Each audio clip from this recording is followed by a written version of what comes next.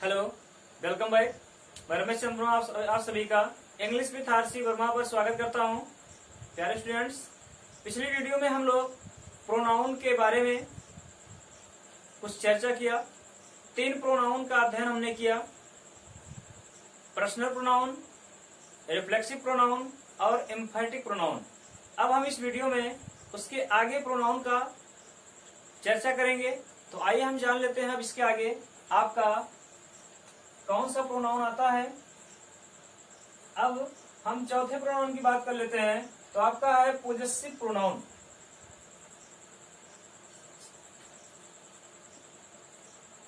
Possessive pronoun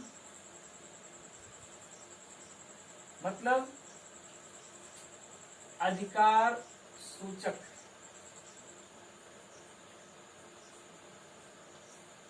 अधिकार सूचक सर्वनाम।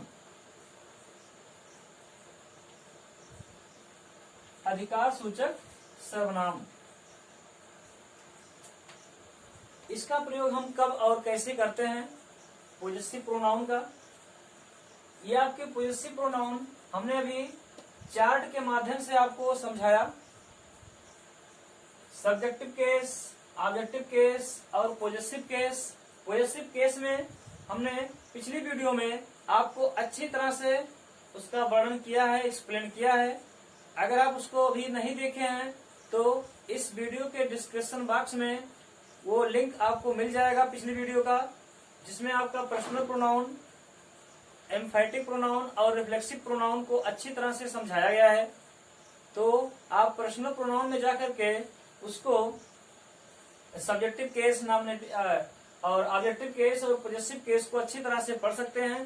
पोजेसिव केस में ही हमने पोजेसिव एडजेक्टिव और पोजेसिव प्रोनाउन को बताया है उसको। तो वही पोजेसिव प्रोनाउन को हम पढ़ने चल रहे हैं।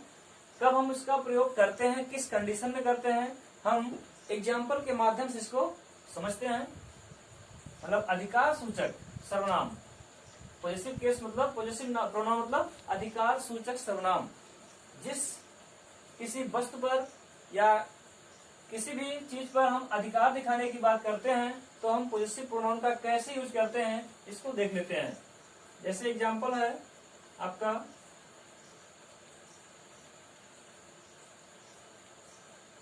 यह कलम मेरी है।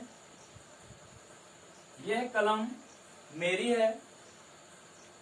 तो आप क्या लिखेंगे? This pen is mine. यही माइन शब्द जो है आपका पोजेसिव प्रोनाउन है। क्या है? पोजेसिव प्रोनाउन है। दूसरा वाक्य देखते हैं। जैसे यह कलम मेरी है, वह तुम्हारी है, वह तुम्हारी है। यही देख लेते हैं। तो क्या हो जाएगा इसके आगे? That is yours. That is yours मतलब तुम्हारी है। अब ये अपने आप में प्रोनाउन है, पोजेसिव प्रोनाउन है। तुम्हारी और मेरी यहां पर क्या है? पोजेसिव प्रोनाउन है, एडजेक्टिव नहीं है। एडजेक्टिव कैसे होगा इसको हम देख लेते हैं। कब मेरी के अंग्रेजी आप माई लगाओगे और कब योर्स लगाओगे, तुम्हारी के अंग्रेजी योर्स लगाओगे। इसको हम एग्जाम्पल के माध्यम समझते हैं। जैसे यह है मेरी कलम है। यह है मेरी कलम है। तो अब देखिएगा यहां पर कलम पर अधिकार दिखा रहा है और यहां भी कलम पर अधिकार दिखा रहा है। दोनों में अंतर क्या है? कैसे हम मेरी की अंग्रेजी माई का प्रयोग करेंगे और कब मेरी की अंग्रेजी माइन प्रयोग करेंगे, ये आप देख ही रहे हैं कि जब किसी नाउन के पहले कोई पोजेसिव आ जाता है, किसी नाउन के पहले जब कोई पोजेसिव आ जाता है तो एडजेक्टिव बन जाता है। क्या? वो एडजेक्टिव का काम करने लगता है। तो इसको हम पोजेसिव तो है, इसको हम क्या कहेंगे? पोजेसिव एडजेक्टिव तब बोलेंगे। और जब नाउन के बाद आएगा तो पोजेसिव प्रोनाउन कहेंगे। अब देखिए कह रहा है यह मेरी कलम है, तो this is my pen, this is my pen. यहां पर माई क्या है, यहां पर माई जो है ये पोजेसिव एडजेक्टिव है, पोजेसिव एडजेक्टिव है। और यहां पर ये जो मेरी शब्द प्रयोग किया गया था ये सर्वनाम था, प्रोनाउन था।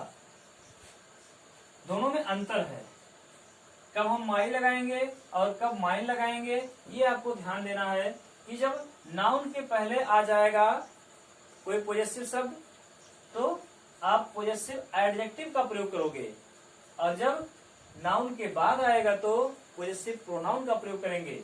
दूसरा सेंटेंस देख लेते हैं।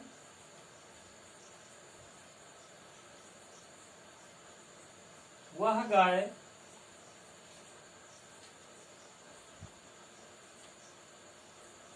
तुम्हारी है, वह गाय तुम्हारी है, तो इसका क्या होगा, दैट काउ इज योर्स। यहां पर देखिए ये नाउन है, इसके बाद आपका पोजेसिव आ रहा है, तो इसको क्या कहेंगे, पोजेसिव प्रोनाउन कहेंगे। अगर ये नाउन के पहले होता, जैसे वह तुम्हारी गाय है, तो ये पोजेसिव एडजेक्टिव हो जाता, तुम्हारी शब्द क्या हो जाता, पोजेसिव एडजेक्टिव कहलाता। तो हम पोजेसिव एडजेक्टिव का प्रयोग करते, प्रोनाउन का प्रयोग ना करते। इसी को दूसरी तरह दे देते हैं, यह गाय, यह तुम्हारी गाय है, यह तुम्हारी गाय है, यह तुम्हारी गाय है। अब देखते हैं यहां पर this is your cow, this is your cow. यहां पर गाय के पहले तुम्हारी शब्द आ रहा है, ये तुम्हारी क्या है, यहाँ पर पोजेसिव एडजेक्टिव का काम कर रहा है, मतलब इस नाउन की विशेषता बता रहा है, तो ये पोजेसिव एडजेक्टिव हो गया। और जब नाउन के बाद आएगा तो विशेषता नहीं बताएगा तो प्रोनाउन हो जाएगा, पोजेसिव प्रोनाउन तब कहेंगे। ये पोजेसिव प्रोनाउन है और ये यहाँ पर पोजेसिव एडजेक्टिव है। क्या है, ये पोजेसिव प्रोनाउन है और यहाँ पर ये पोजेसिव एडजेक्टिव है। तो आपको अच्छी तरह से समझ में आ गया होगा कि पोजेसिव प्रोनाउन क्या होता है और पोजेसिव एडजेक्टिव क्या होता है। दोनों को आप अच्छी तरह से समझ गए होंगे इन एग्जाम्पलों के माध्यम से। प्यारे स्टूडेंट्स, वीडियो आपको कैसी लगी? अगर आपको वीडियो अच्छी लगी हो तो इसको लाइक कर दीजिए। मेरे चैनल पर अगर आप नए हैं तो इसको सब्सक्राइब कर लीजिए। और हम आपको अब नेक्स्ट प्रोनाउन की तरफ ले चलते हैं। देखिएगा, इसको हम मिटा रहे हैं, आप नोट डाउन कर सकते हैं, इसको स्क्रीनशॉट ले लीजिए।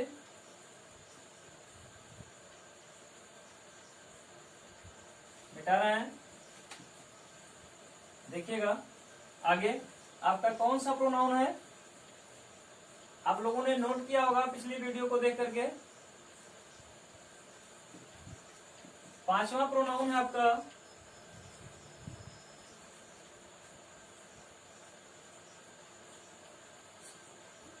पोजेसिव के बाद हमने आपको बताया था डिमॉन्स्ट्रेटिव।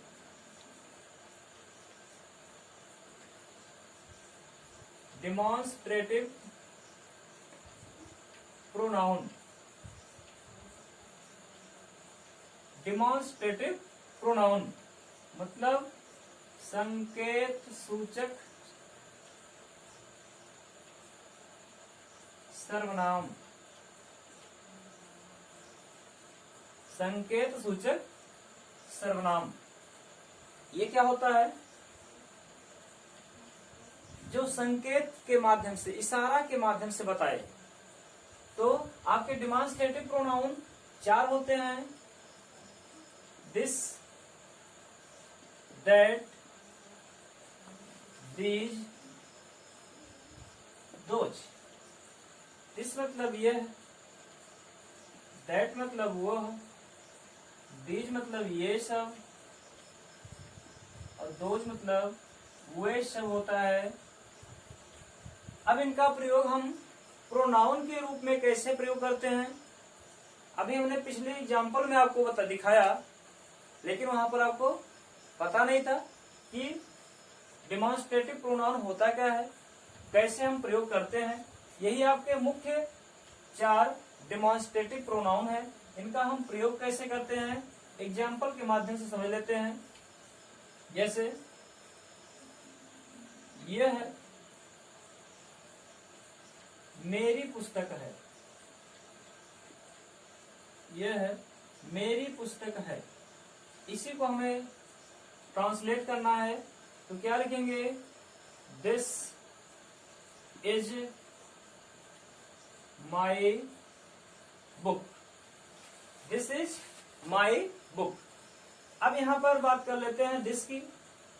तो दिस क्या है, दिस आपका संकेत कर रहा है कि यह है मेरी पुस्तक है, इशारा करके कह रहा है।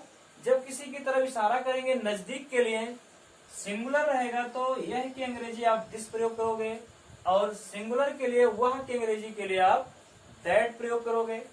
तो यहां पर दिस क्या है, यहां पर आपका दिस डिमॉन्स्ट्रेटिव प्रोनाउन है। क्या है, डिमॉन्स्ट्रेटिव प्रोनाउन है दिस। अगर इसी वाक्य को हम दूसरे शब्दों में लिखें, जैसे यह पुस्तक मेरी है, यह पुस्तक मेरी है। दोनों शब्द, दोनों वाक्यों में शब्द वही हैं, केवल आगे पीछे कर दिया गया है। यह मेरी पुस्तक है, यह पुस्तक मेरी है। तो आप क्या करोगे, दिस बुक इज माइन। अब आप दोनों प्रोनाउन का कंपेयर कर सकते हो इसमें। अभी आप इसके पहले क्या पढ़े हो, पोजेसिव प्रोनाउन। अब यहां आपका साथ ही साथ दोनों का एग्जाम्पल चल रहा है, आप दोनों को अच्छी तरह समझ सकते हैं। अब यहां पर दिस क्या है, दिस आपका है डिमॉन्स्ट्रेटिव एडजेक्टिव, डिमॉन्स्ट्रेटिव एडजेक्टिव है। कैसे, क्योंकि बुक नाउन है। हमने पहले बताया कि नाउन के पहले अगर कोई शब्द आ जाता है तो वह एडजेक्टिव का काम करने लगता है। यह है क्या, दिस क्या है, दिस डिमॉन्स्ट्रेटिव है, this is demonstrative word. This, that, these, those, ये सब डिमॉन्स्ट्रेटिव होते हैं। लेकिन अब डिमॉन्स्ट्रेटिव तो ये हैं, डिमॉन्स्ट्रेटिव एडजेक्टिव कहलाएंगे। क्या, डिमॉन्स्ट्रेटिव एडजेक्टिव कहलाएंगे। तो आपको अच्छी तरह से समझ में आ रहा होगा। अगर आपको अच्छी तरह समझ में आ रहा है तो आप लाइक तो जरूर कर दीजिए, अपने दोस्तों को भी वीडियो शेयर कर दीजिए, ज्यादा से ज्यादा शेयर करने की कृपा करें। अब हम देख लेते हैं दूसरे एग्जाम्पल को। इसको मिटा रहे हैं।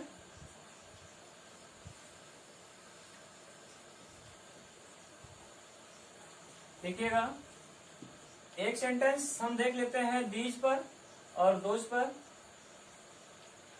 जैसे ये सेब हैं, ये सेब हैं, तो क्या कहेंगे। अब ये चाहे रहे या ये सब लिखा रहे, दोनों एक ही बात है। ये सब सेब हैं, तो क्या हो जाएगा, ये के लिए ये सब प्लूरल है, तो these are apples, these are apples.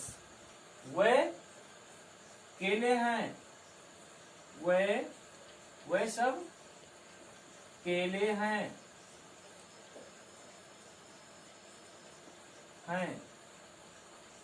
बोलेंगे, उससे पता लग जाएगा कि प्लूरल है। और वे के लिए क्या लिखेंगे आप? Those are bananas, those are bananas. यहां पर दीज और दोज क्या है आपके? डिमॉन्स्ट्रेटिव वर्ड हैं, डिमॉन्स्ट्रेटिव प्रोनाउन है। क्या है? डिमॉन्स्ट्रेटिव प्रोनाउन है। यहां ये भी डिमॉन्स्ट्रेटिव प्रोनाउन है। आपको अच्छी तरह से डिमॉन्स्ट्रेटिव प्रोनाउन समझ में आ गया होगा। हम साथ ही साथ आपको डिमॉन्स्ट्रेटिव एडजेक्टिव भी बताते चलते रहे। अब देख लीजिए, इसी के साथ अगर कोई नाउन आ जाएगा, यही नाउन इसके साथ आया होता तो हम इसको डिमॉन्स्ट्रेटिव प्रोनाउन ना बोल के डिमॉन्स्ट्रेटिव एडजेक्टिव बोलते। कैसे? देखिए दूसरे सेंटेंस में देखिए, जैसे ये लड़के ईमानदार हैं, ये लड़के ईमानदार हैं, तो क्या हो जाएगा? These boys are honest, these boys are honest. यहां पर दीज शब्द अभी इसके पहले वाले सेंटेंस में आपने देखा कि दीज डिमॉन्स्ट्रेटिव प्रोनाउन था, लेकिन यहां पर ये डिमॉन्स्ट्रेटिव एडजेक्टिव बन गया। क्या बन गया? डिमॉन्स्ट्रेटिव एडजेक्टिव बन गया। कैसे? क्योंकि ये नाउन की विशेषता बता रहा है। इसी तरह से अगर वह का प्रयोग होगा, जैसे वह लड़के ईमानदार हैं, तो हो जाएगा दोज बॉयज आर ऑनेस्ट। अब आपको कोई प्रकार की संदेश तो नहीं होगा। अगर आपको कोई संदेश सस्पेंशन बनता है तो आप कमेंट में जरूर बताइएगा, हम उसका निराकरण करेंगे। तो इसको हम मिटा रहे हैं। अब चलते हैं अगले प्रोनाउन की तरफ।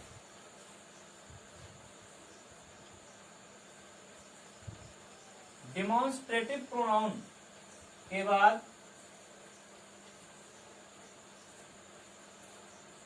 आप नंबर 6 पे आइए।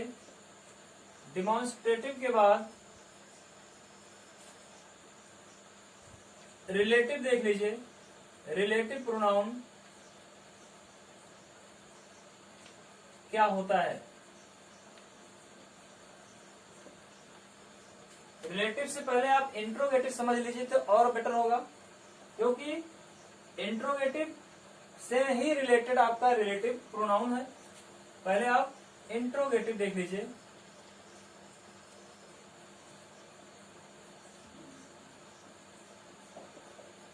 इंट्रोगेटिव प्रोनाउन प्रश्नवाचक सर्वनाम, प्रश्नवाचक सर्वनाम। ये आपके कौन कौन से शब्द हैं प्रश्नवाचक सर्वनाम? जैसे आपका हो गया हु मतलब होता है कौन या जिसने। ऐसे आपका है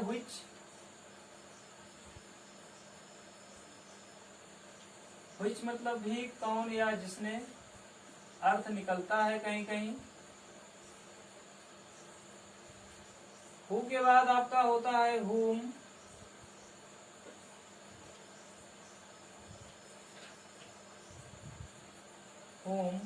who, which, whom। और whom मतलब क्या होता है?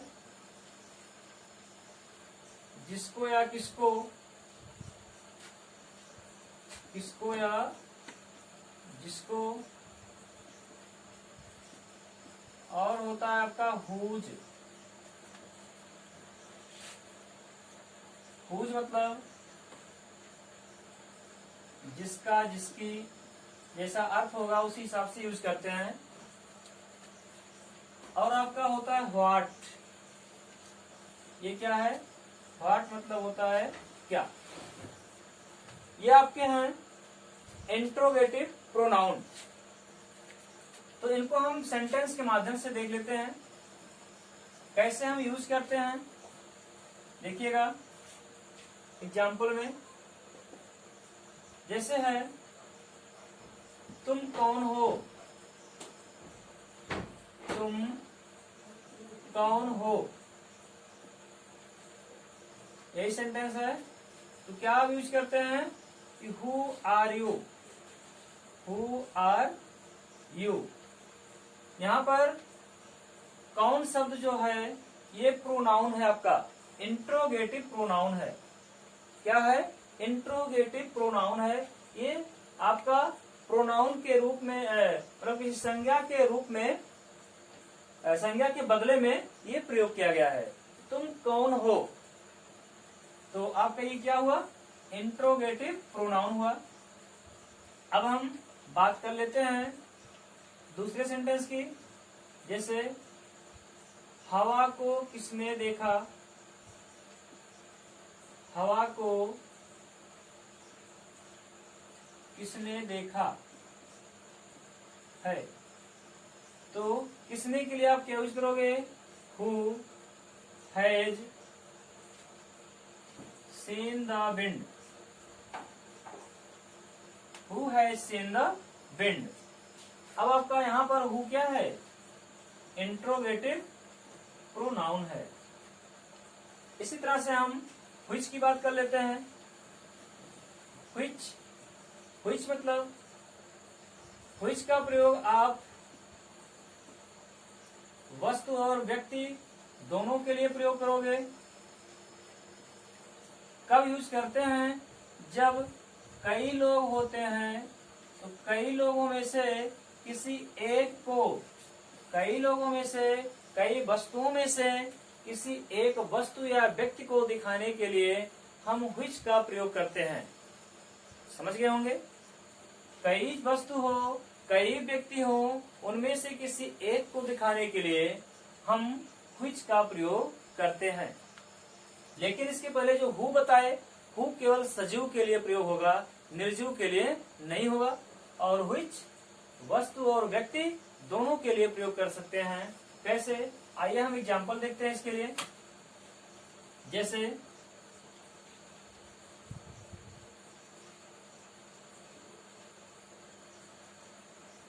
कौन सा लड़का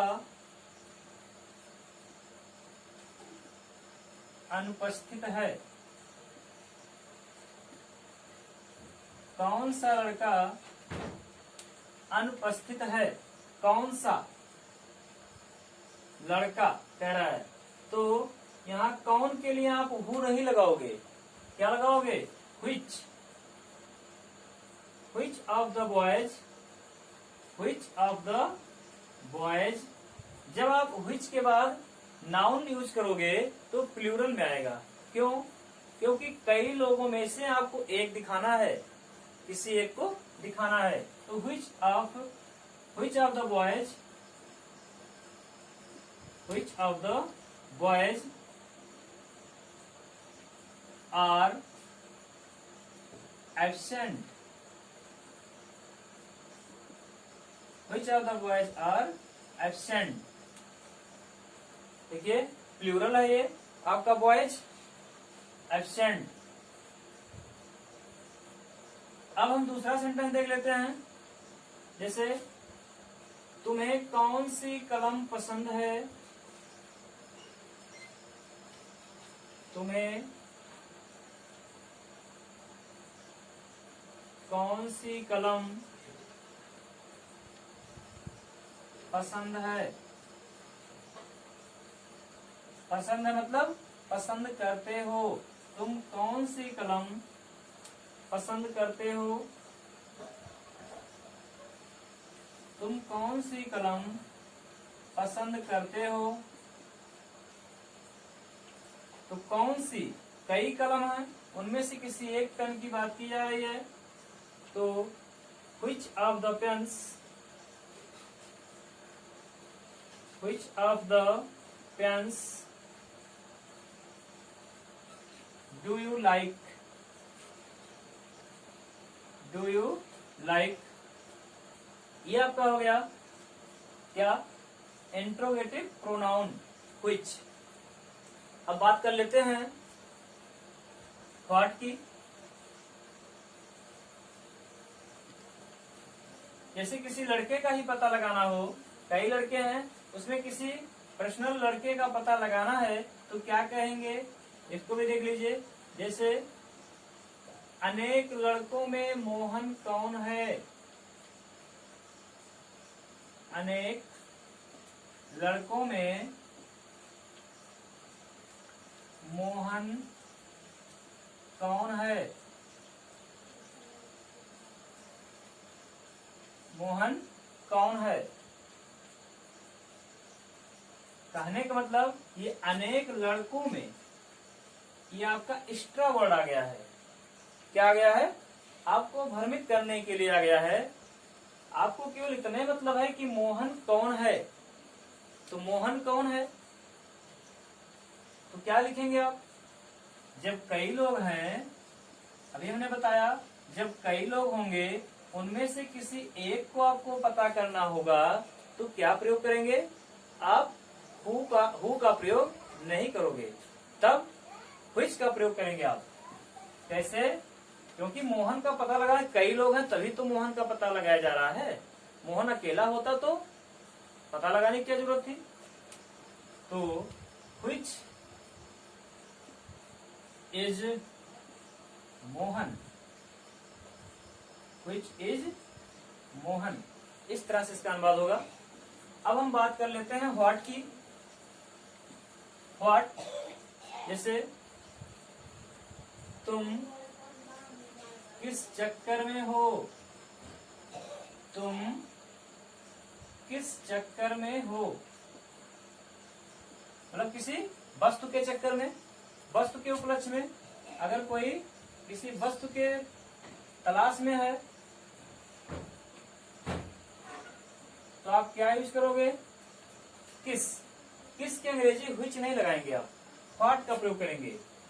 what are you about, about मतलब के बारे में, चक्कर मतलब के बारे में, किस वस्तु के बारे में हो, आप किस चीज का पता लगाना चाह रहे हैं, तो व्हाट आर यू अबाउट, किस चक्कर में हो। दूसरा सेंटेंस, कहीं किसी का पैसा दिखाना हो, जैसे तुम्हारे पिताजी क्या हैं, या तुम्हारे पिता क्या हैं।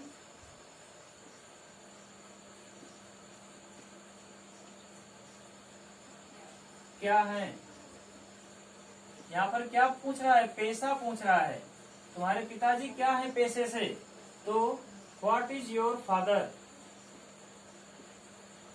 What is your father. ये हो गया आपका इंट्रोगेटिव प्रोनाउन।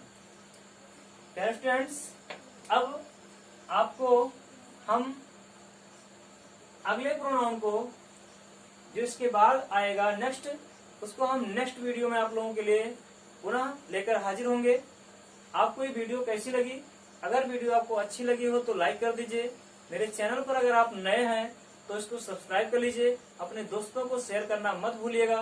अब हम आपसे पुनः अगली वीडियो में मिलते हैं, तब तक के लिए धन्यवाद।